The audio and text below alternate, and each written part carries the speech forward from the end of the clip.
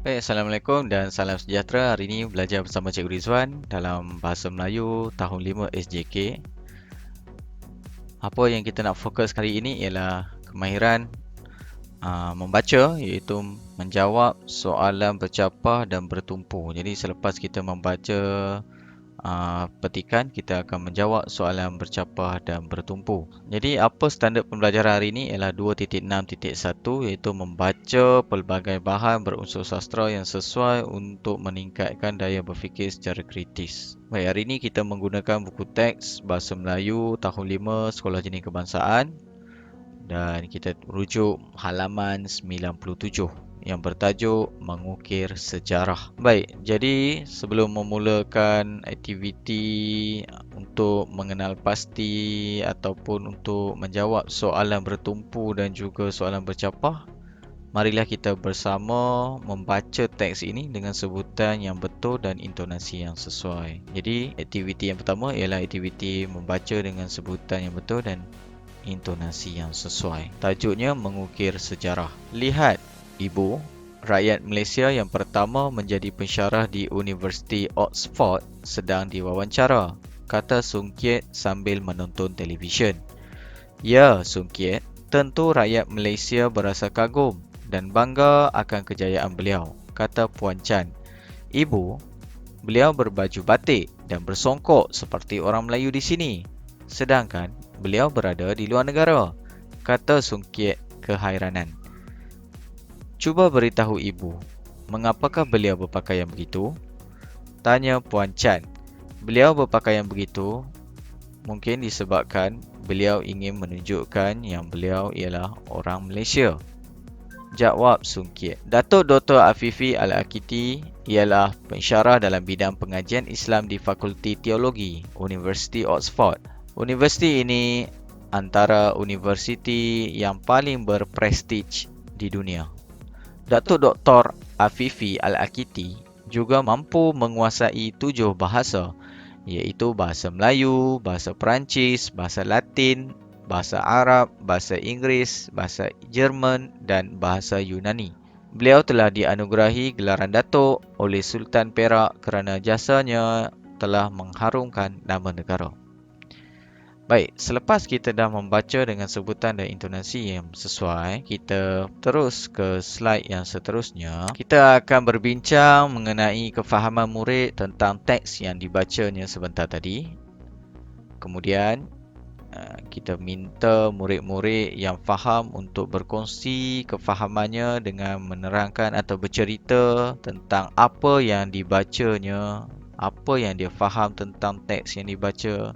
Dan jika tidak faham, jika ada murid yang tidak faham, kita akan bersoal jawab dan kita akan saling berkongsi dengan berbincang bersama.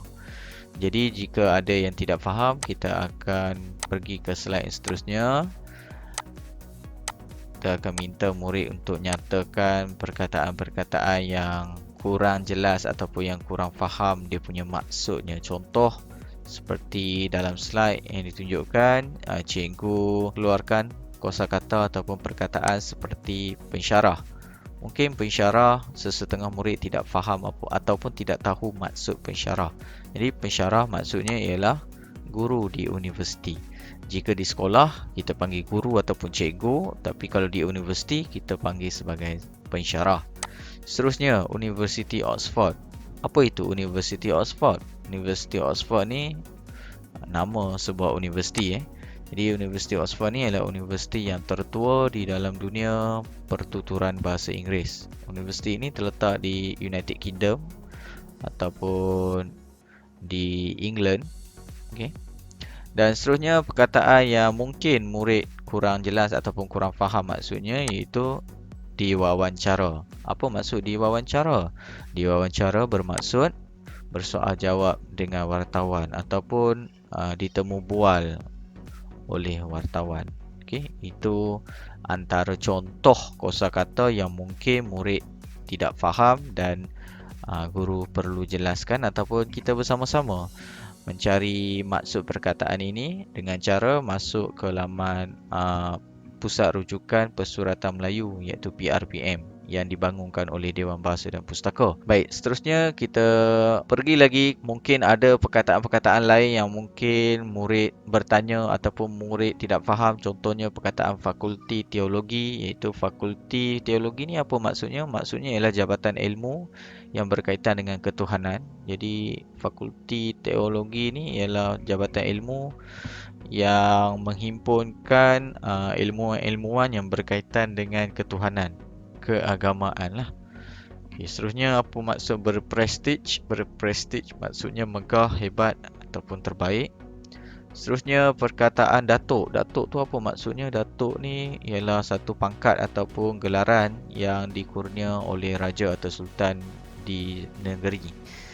Okey, di peringkat negeri. Jadi kalau DATO ada koma dekat atas tu ialah datuk yang dikurnia oleh raja atau sultan di peringkat negeri. Kalau DATUK, datuk dikurniakan oleh yang di-Pertuan Agong. Okey. Jadi kita dah selesai berbincang tentang kosakata ataupun perkataan yang sukar difahami oleh murid, ataupun perkataan-perkataan baharu yang sukar difahami oleh murid. Seterusnya kita fokus kepada objektif hari ini, iaitu untuk mengenal pasti dan menjawab soalan bertumpu dan juga soalan bercapah. Jadi sebelum kita jawab soalan bertumpu dan soalan bercapah ni, kita kena tahu dulu apa ciri-ciri soalan bertumpu dan apa juga ciri-ciri soalan bercapah. Jika soalan bertumpu ni dia soalan aras rendah, jawapan atau respon yang terhad dan juga berbentuk tertutup. Dan soalan bertumpu ni juga senang cakap, soalan yang memerlukan jawapan yang ringkas, pendek dan padat lah. Okay, yang tepat. Dia tak boleh dia tidak memerlukan jawapan ataupun tidak memerlukan huraian kepada jawapan tu. Contoh, kalau kita tanya hari ni, okey, contohlah hari ini hari apa? Okey, hari ini hari Khamis. Dia tak boleh ada dua hari. Jadi sebab apa? Sebab soalan ni berbentuk tertutup. Itu aja, dan jawapan dia terhad. Itu sahaja. Dia tak boleh terima sebarang jawapan yang lain. Kalau jawapan yang lain dianggap salah lah. Berbanding dengan soalan bercapah ni dia aras tinggi, dia lebih kepada analisis, okay? Jadi bila soalan bercapah ni, respon dia pun luas, jawapan dia pun luas. Maksudnya panjang lah. Tak sama macam soalan bertumpu, jawapan dia biasanya pendek, ringkas dan padat. Tapi kalau soalan bercapah, jawapan dia panjang, memerlukan huraian yang panjang lah. Dan juga soalan bercapah berbentuk terbuka. Jadi dia boleh terima apa-apa jawapan yang relevan, yang sesuai ataupun yang logik lah. Jadi tak semestinya hanya satu jawapan yang betul. Jadi kalau kita tengok dekat sini ada 5 soalan pemahaman berdasarkan petikan mengukir sejarah ni. Jadi yang pertama, siapakah Datuk Dr. Muhammad Afifi Al-Akiti?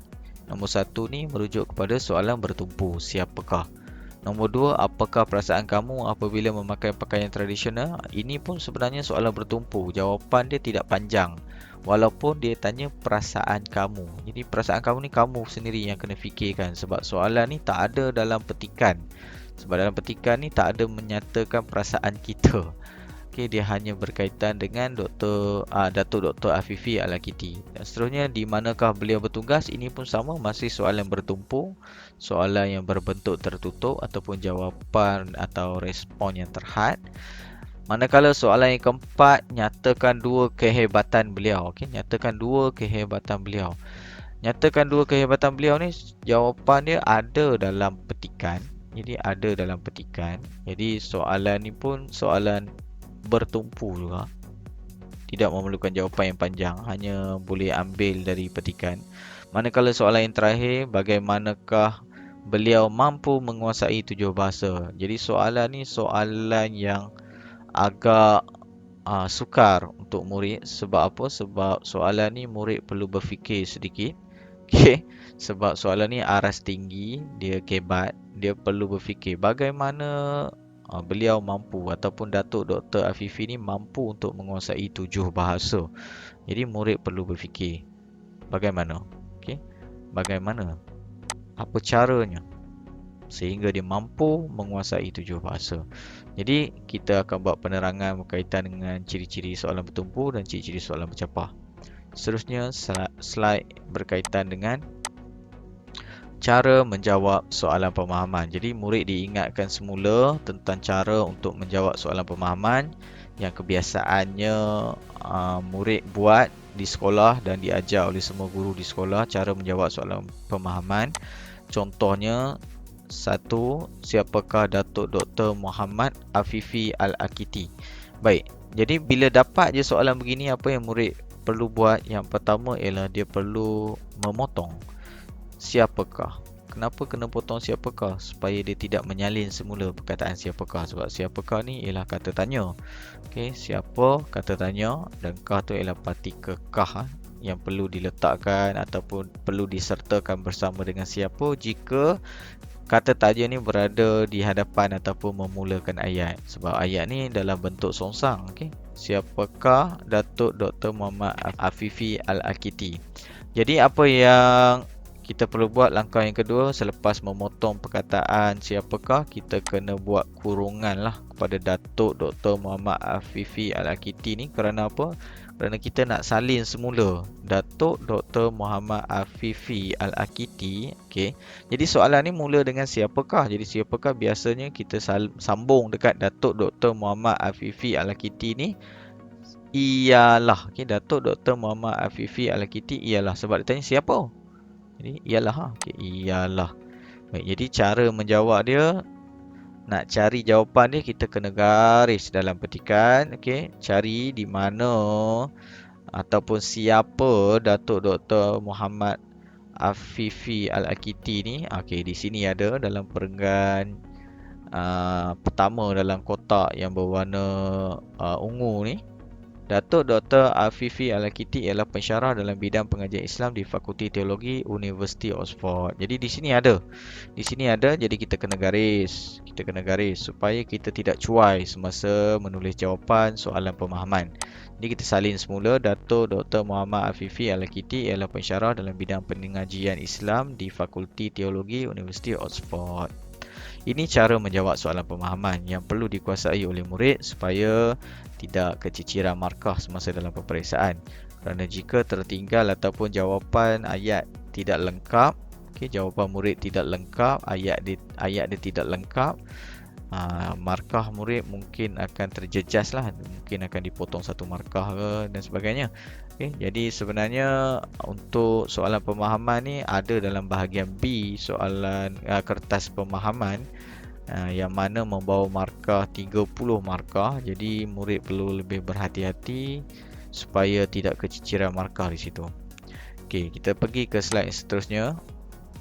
Ni aktiviti yang murid perlu buat pada hari ini, iaitu ini contoh buku bina ayat mereka. Yang pertama perlu tulis hari, kemudian tarikh, kemudian tulis arahan iaitu jawab soalan dan pernyataan buku teks muka surat 97.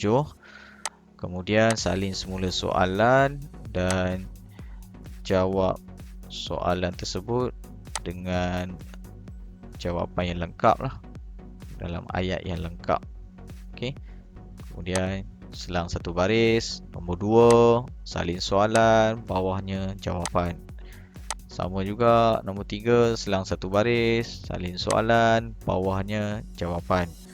Kemudian selang satu baris. Nombor 4, salin soalan, kemudian di bawahnya sediakan jawapan yang lengkap.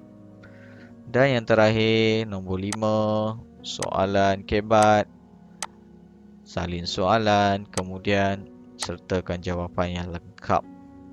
Okey, itu sahaja apa yang kita pelajari hari ini berkaitan dengan soalan bertumpu dan soalan bercapah.